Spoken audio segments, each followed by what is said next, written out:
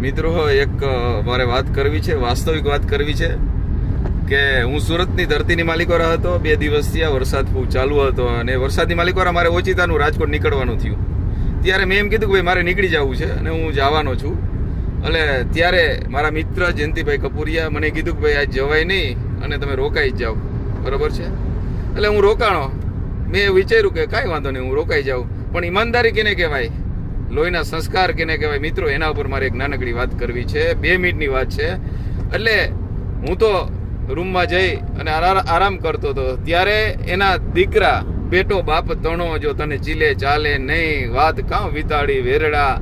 એ બાપના શબ્દ ઉપર દીકરો, પોતાનો દીકરો વિપુલભાઈ કપૂરિયા, એ પોતે ઘરે આવ્યા.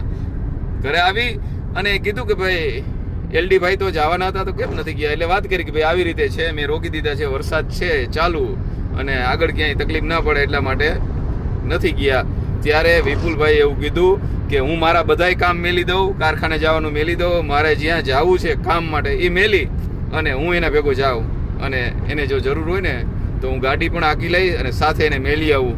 મિત્રો આ વાત છે, આ સુરતની ધરતીની વાત છે, આ કર્ણની ધરતી છે મિત્રો, આ દાતારીની ધરતી છે. આ ધરતીની માલિકો અહીં બધું હોય. આવા મિત્ર કહેવાય હો, જેને જીવ કાઢીને આપી દઈએ.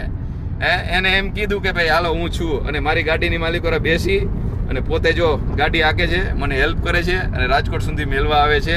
આ ધરતીની તાકાત છે, આ લોહીના સંસ્કાર છે. જેના મા બાપના સંસ્કાર જો આવા હોય ને મિત્રો, એની દીકરા દીકરીઓ આવા હોય, એના સંસ્કારી દીકરા હોય છે.